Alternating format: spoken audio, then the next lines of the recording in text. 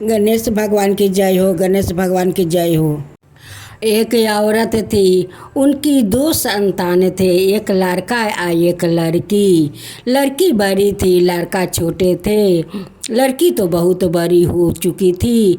उनकी माता पिता अपना बेटी को अमीर घर में शादी दे देते हैं। बेटी का नाम रीना थी या बेटा का नाम रोहित। रीना तो अपना ससुराल जाकर माता पिता का भूल गई थी। कुछ दिन का बाद रोहित का पिता का मृत्यु हो जाता है। जब रोहित का पिताजी का मृत्यु हो गया तो वो माँ बेटा को तकलीफ होने लगा, क्योंकि घर में कोई तो कमाने वाला था नहीं कि काम करके कुछ लाएगा तो वो लोग का घर में कुछ भोजन बनेगा। रोहित कहता है कि माँ अब हम लोग के क्या होगा माँ, पिताजी तो छोड़कर हम लोग के चले गए और दीदी तो अपना ससुराल चली गई। आज तक दीदी तो हम लोग का खबर नहीं ली कि हम लोग कैसे है। दीदी तो कभी खबर लेती नहीं है माँ, हम लोग के क्या होगा माँ। रोहित का माँ कहती है कि बेटा हम लोग गणेश भगवान का ऊपर छोड़ देते हैं। गणेश भगवान जैसे रखेंगे वैसे हम लोग रहेंगे। रीना का तो दो गो संतान भी हो गया था। दोनों संतान को अपना शादी भी दे चुकी थी, लेकिन कभी अपना माँ और भाई को याद नहीं की और नहीं कभी अपना भाई को बोलाई, क्योंकि माँ और भाई बहुत गरीब हो चुके थे। उसके लिए वो बहन कभी अपना भाई को नहीं बोलाई।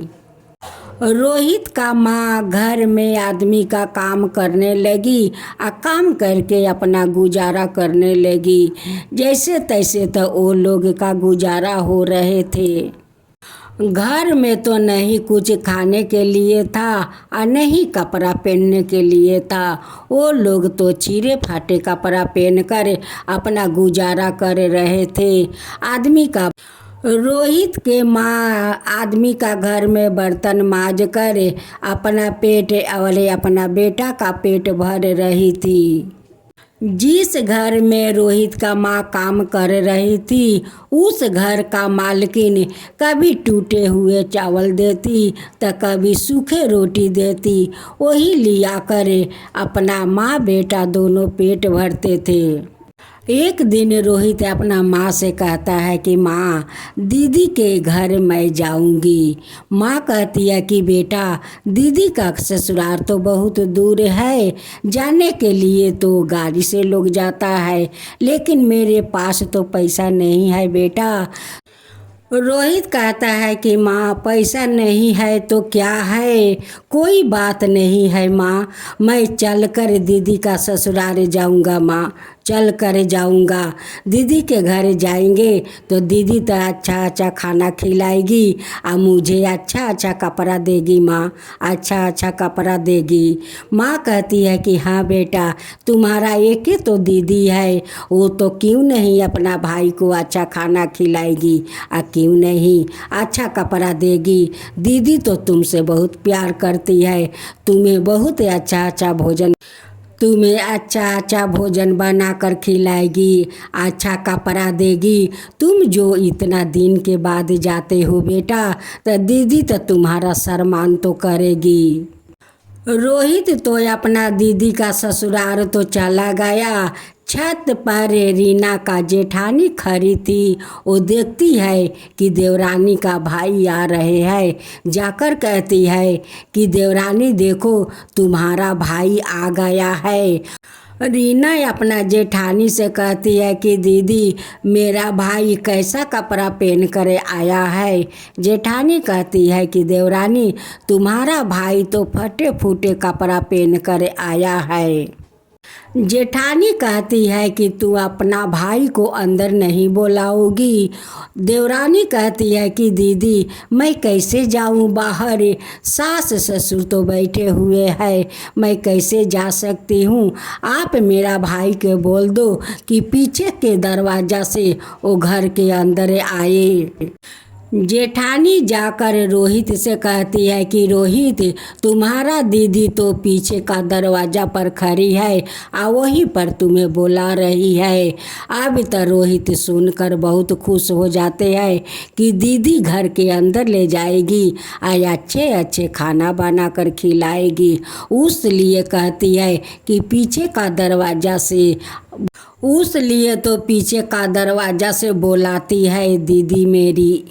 रोहित तो बहुत भूखे प्यासे वो बहुत छटपटा रहे थे कि दीदी मेरी तो अच्छा तो खाना मुझे खिलाएगी। जब रोहित पीछे के दरवाजा पर जाते हैं तो उनकी दीदी कहती है कि रोहित, तुम्हें तो मैं बुलाया नहीं, तुम भिखारी के तरह तू आ गया। अगर मेरा सास ससुर तुझे देख लेता, तेरा बहनोई देख लेता, तो तू जानता है कि मेरा घर में कितना हंगामा मच जाता कि ये भिखारी का कौन इस घर में बुलाया है। तू जानता है मेरा मान सम्मान चले जाता। अगर तू आ ही गया है तो ठीक है, जा इस घर का एक कोना में जाकर छुप जा, नहीं तो तेरा बहनोई आएगा तो बहुत हंगामा मच जाएगा। अपना छोटे भाई का एक अंधेरा घर में उनकी बहन बंद कर देती है। वो रोहित तो भूखे बेचारा छटपटा रहा था। बहन तो एक अंधेरे घर में बंद कर दी थी, लेकिन उनकी बहनोई तो बहुत अच्छे थे कि अपना साला का देखने के लिए वो बहुत तरस रहे थे कि कब मैं अपना साला को मैं देखूंगा। लेकिन रीना तो बहुत शैतान थी, घमंडी थी कि अपना माँ और भाई गरीब से वो बहुत घृणा करती थी कि मेरे भाई और माँ वो तो बहुत गरीब है, वो तो फकीर है, उसका साथ वाला मैं कैसे रिश्ता रख सकता हूँ। रीना का ससुराल में बहुत सारा पकवान बनता है, बहुत 12 बिजन का खाना बनता है और सारा खाना बनाकर उसी घर में रख देती है। पतीला में जो मार था वो रोहित के सामने रख देती है। उस मार में कई मक्खी गिर पड़ता है। वो कहती है कि मक्खी बीनकर फेंक दो रोहित, पतीला उठाकर मार पी जाओ रोहित। मक्खी बीनकर फेंक दो रोहित, मार के पतीला उठाकर पी जाओ रोहित। रीना अपना भाई से यही बात कहती है कि जो मार में मक्खी गिर गया है उसे निकाल कर फेंक दो, पतीला के मार उठाकर पी जाओ, घर से जल्दी से कन तू भाग जाओ। यही माने रीना अपना भाई से कहती है। उनकी भाई तो भूख प्यासे उनकी माथा चकरा रहा था, लेकिन उस शैतान बहन ने अपना भाई को खाने के लिए नहीं पूछी। भाई को तो उसी घर में बंद करके रख दिया था। उनकी बहू उस घर के तरफ जाती है और देखती है कि इस घर में तो सिकर लगा है। जब उनकी बहू सीकर खोल देती है तो रोहित घर से निकलता है। वो कहती है कि मामा जी, आप इस अंधेरे घर में क्या करते हैं। वो कहते हैं कि क्या करूं, मेरे बहन तो इस घर में बंद करके चली गई। अब तो बहू जान गई कि ये तो माँ जी अपना भाई को बंद करी इसलिए कि उनकी भाई छिड़े फटे कपड़ा पहनकर आया है। उस लिए तो माँ जी अपना भाई को इस अंधेरे घर में बंद करके रख दिया। रीना तो बहुत शैतान थी, लेकिन रीना का बहू बहुत अच्छी थी। वो कहती है कि मामा जी आप जल्दी से कन भाग जाइए, नहीं तो माँ जी देखेगी तो हमें तो 4 बात सुना देगी। आप जल्दी से कन भाग जाइए। रोहित उस अंधेरा घर से निकल कर भागते हुए जाता है। उनकी तो भूखे प्यासे उनकी प्राण निकल रहे थे, उनकी माथा चकरा रहा था। जाते जाते एक गणेश भगवान का मंदिर था, वही मंदिर के पास जाकर बेहोशी का हालत में गिर जाता है। रोहित का माँ तो गणेश भगवान का पूजा करती थी, गणेश भगवान से यही कहती थी कि हे गणेश भगवान, मेरा तो एक ही बेटा है, मेरा बेटा को आप रक्षा कीजिए। हे गणेश भगवान, मेरा बेटा को आप रक्षा कीजिए। उसी मंदिर से गणेश भगवान एक बालक का रूप धारण करते हुए एक बर्तन में भोजन लेकर निकलते हैं और देखते हैं कि ये रोहित तो बेहोश हो गया है, ये तो बहुत भूखे प्यासे है। उनकी मुंह पर पानी का छींटा मारता है और रोहित होश में आ जाते हैं। गणेश भगवान कहते हैं कि आपको तो लगता है कि बहुत भूखे प्यासे हो, लो गणेश भगवान का प्रसाद है, ये प्रसाद खा लो तो तुम्हारा शरीर में कुछ शक्ति मिल जाएगा। जब गणेश भगवान का प्रसाद खाकर रोहित पानी पीता है तो रोहित को तो शरीर में बहुत सारा शक्ति आ गया। कहने लगा कि बेटा, तुम आज एक भूखा के भूख मिटाए हो, प्यास बुझाए हो। बेटा, मैं तुम्हें आशीर्वाद देता हूँ कि तुम अमर होकर तुम रहो बेटा, तुम जुग जुग जियो बेटा। गणेश भगवान कहते हैं कि मेरे खेत में थोड़ा ककरी तरबूज है, मैं ला देता हूँ, तुम बैग भर कर अपना घर ले जाओ। गणेश भगवान बहुत सारा ककरी, खीरा, तरबूज ले आते हैं और उन्हें बैग भर कर देते हैं। रोहित बहुत खुश हो जाते हैं और खुश होकर वो ककरी तरबूजा लेकर अपना घर जाते हैं। रोहित का माँ देख कर तो बहुत खुश हो जाती है कि मेरी बेटी बैग भरे हुए फल दी है। देखो मेरी बेटी कितना दयालु है कि बैग भर कर फल दिया है। लेकिन रोहित अपना दीदी के बारे में माँ से नहीं बताता है, क्योंकि माँ सुनकर बहुत तकलीफ होगा, उसलिए रोहित अपना माँ को कुछ नहीं बताता है। माँ कहती है कि रोहित, तुम्हारा दीदी तो बहुत अच्छे अच्छे पकवान बनाकर खिलाई होगी, इतना सारा जो तुम्हारा दीदी फल मूंग दी है।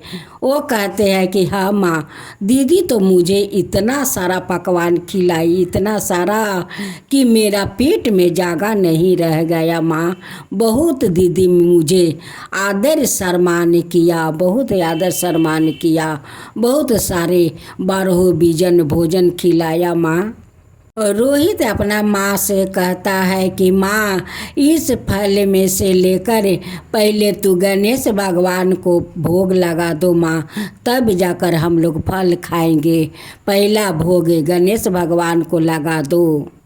रोहित का माँ नहा धोआ कर उस बैग में से फल ले आने जाती है तो देखती है कि सारे फल तो सोना का बन गया है।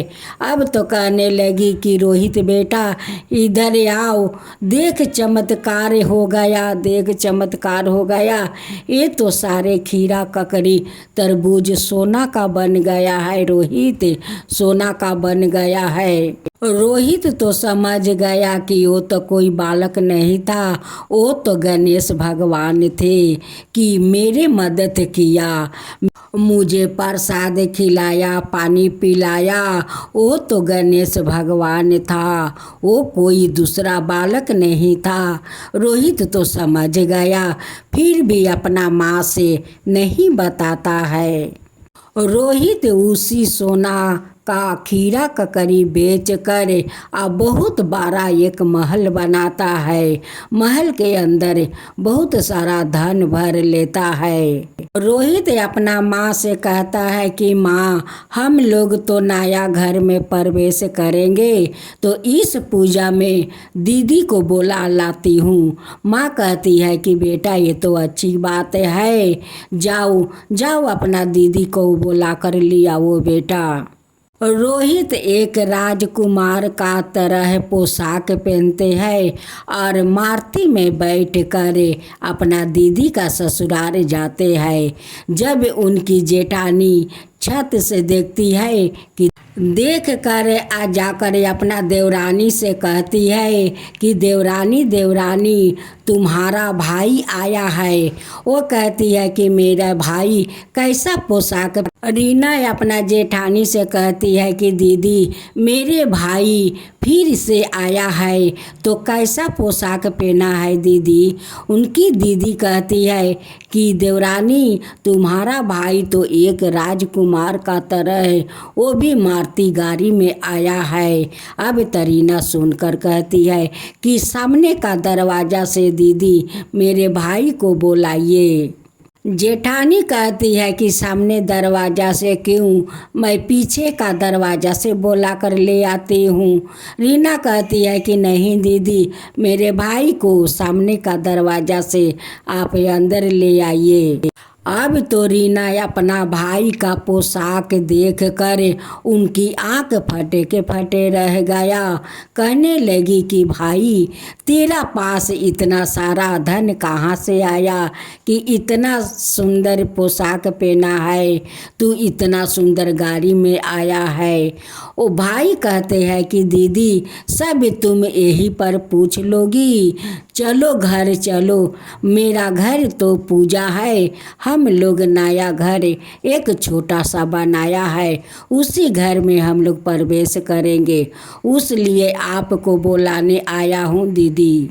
रीना अपना भाई से कहती है कि रोहित मैं तेरा साथ उसी गाड़ी में चलता हूँ, थोड़ा सा ठहर जा, मैं अभी रेडी हो जाता हूँ। रीना तो बहुत खुशी खुशी अपना भाई के साथ उसी गाड़ी में अपना पीहर जाती है। उनकी पति कहते हैं कि आज तो तुम बहुत खुश लगती हो, बहुत खुशी हो। रीना कहती है कि क्यों नहीं खुश रहूं, आज जो मेरे भाई इतना सुंदर गाड़ी लेकर आया है तो मैं तो खुश होंगी। जब रीना रोहित का महल देखती है तो उनकी आंख फटे के फटे रह जाता है। कहती है कि ये तो हम लोग से बहुत सुंदर रोहित का महल है। कहती है कि भाई तेरा पास इतना सारा धन कहाँ से आया कि हम लोग का महल से तेरा महल तो बहुत सुंदर है, तेरा महल रोहित बहुत सुंदर है। रोहित कहता है कि दीदी ये तो गणेश भगवान का कृपा है, उनकी कृपा से तो आज मेरा इतना बड़ा महल बना है दीदी, इतना बड़ा महल बना है। रोहित का तो पूजा पाठ समाप्त हो गया। रोहित नया महल में प्रवेश कर लिया। रोहित अपना दीदी से कहता है कि दीदी बोलो आपको क्या क्या चाहिए दीदी। दीदी कहती है कि भाई तू तो बहुत बड़ा पैसा वाला बन गया है, मुझे एक पायल दे दे। रोहित एक सोनार का पास जाता है और सोनार से कहता है कि सोनार भैया मुझे तो पायल बनाना है, अब मैं जैसा पायल बोलूँगी बनाने के लिए वैसा आप बना देंगे। सोनार कहते हैं कि हाँ तुम जैसा बोलेगा वैसे ही मैं पायल को बना दूँगा। रोहित सोनार से कहता है कि सोनार भैया उस पायल में तुम ऐसा आवाज़ भरना कि वो पायल पहन कर चले तो उस पायल से वैसे ही आवाज़ निकलना चाहिए, वैसे ही आवाज़ निकलना चाहिए भैया। रोहित सोनार से कहता है कि जो मैं बोलता हूँ वही आवाज़ उस पायल में भर देना भैया। वो कहता है कि ठीक है तुम बोलो। रोहित कहता है कि मार में मरे हुए मक्खी को बीनकर फेंक दो रोहित, पतीला का मार उठाकर पी जाओ रोहित। मरे हुए मक्खी को मार से बीनकर फेंक दो रोहित, पतीला का मार उठाकर पी जाओ रोहित। मरे हुए मक्खी को बीनकर फेंक दो रोहित, पतीला का मार उठाकर पी लो रोहित। यही माने रोहित उस पायल में आवाज़ भरवाते हैं कि जो दीदी उनकी अंधेरे घर में बंद करके राखी थी, 12 बीजन का खाना बनाकर उनके सामने रख दी थी, पतीले में मार पसाकर उनके सामने में रखी थी। उस मार में जो मक्खी गिर गया था तो अपना भाई के कहती है कि मरे हुए मक्खी को बीनकर फेंक दो, पतीला का मार पी जाओ। वही आवाज़ रोहित उस पायल में सोनार से भरवाता है। रोहित पायल बनवा कर ले आया और अपना दीदी को देता है कि दीदी लो इस पायल को पहन लो दीदी। दीदी तो पायल को पहन लेती है। अब पहन कर बहुत छम छमियाँ बनकर घूम रही थी इधर उधर। उस पायल से आवाज़ निकलता है कि मरे हुए मक्खी को मार से बीन कर फेंक दो रोहित, पतीला का मार उठाकर पी जाओ रोहित। मरे हुए मार को बीन कर फेंक दो रोहित, उस पतीला का मार पी जाओ रोहित। वो जितने चलती है उतने यही आवाज़ निकलता है। उनकी बहनोई रोहित को बुलाते हैं और रोहित से पूछते हैं कि रोहित तुम्हारा जो दीदी उस पायल को पहन कर चलती है, उस पायल से तो अजीब रकम का आवाज़ निकलता है रोहित, क्यों ऐसा आवाज़ निकलता है? वो कहते हैं कि जीजा जी ऐसा ही निकलता है इस पायल को आवाज़।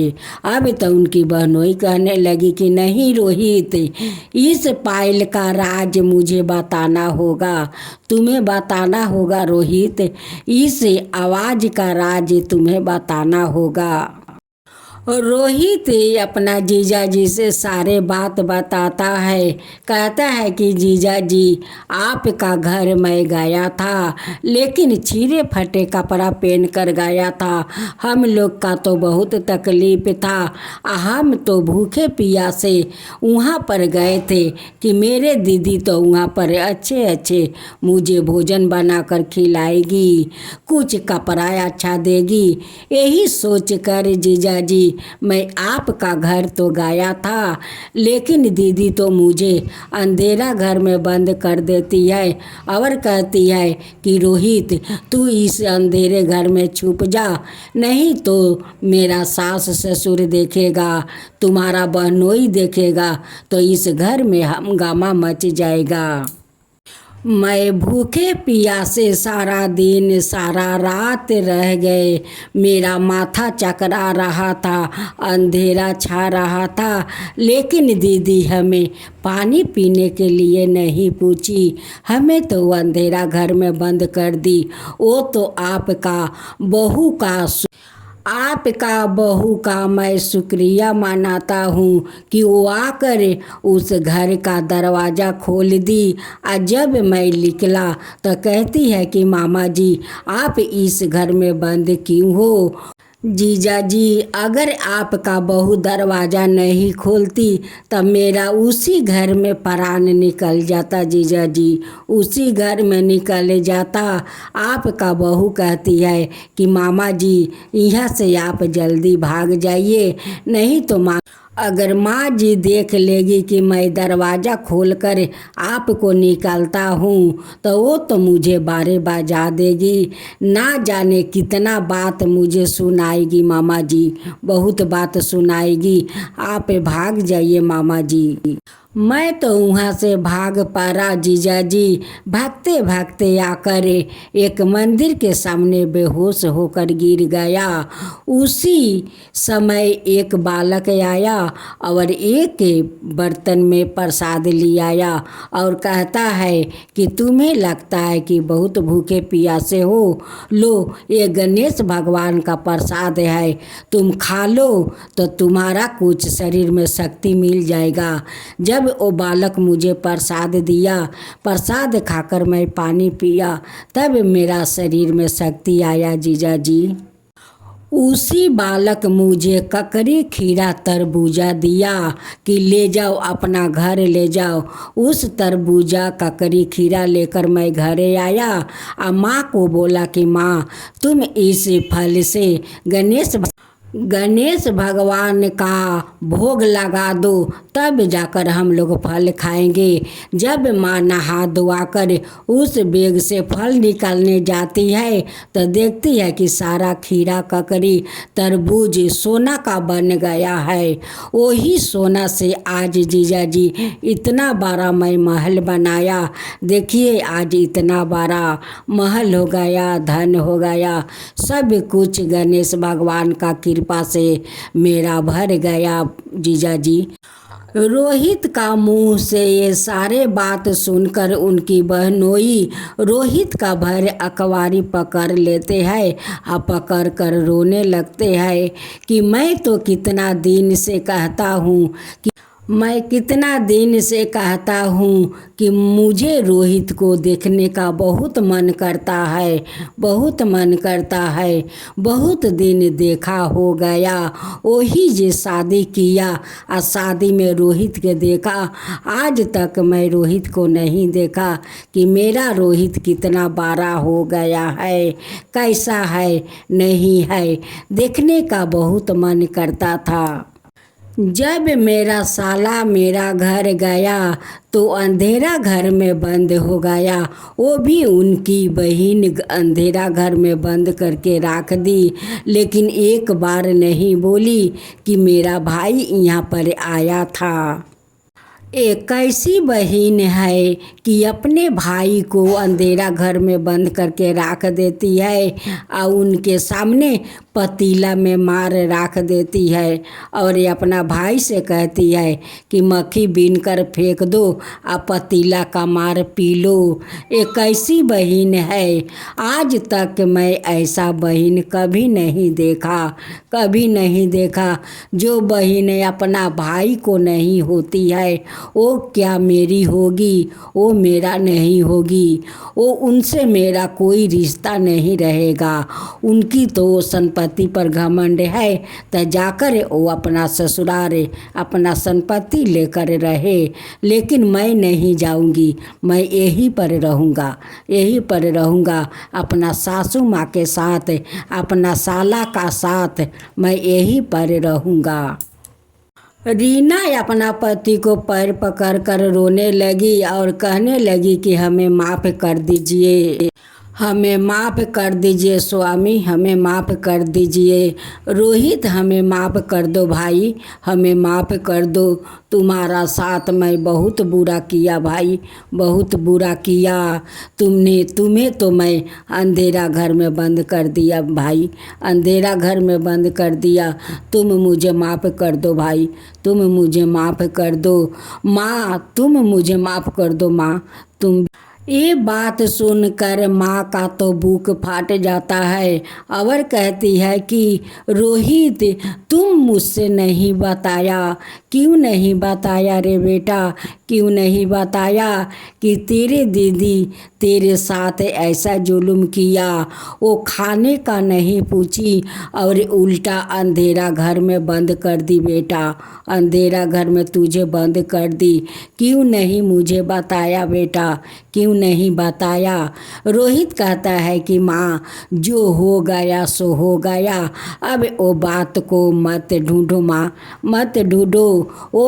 रोहित अपना जीजा जी को मनाता है, बहुत मनाता है, बुझाता है कि जीजा जी देखिए, जो हो गया सो तो हो गया, अब वो बात को आप भूल जाइए जीजा जी, आप भूल जाइए।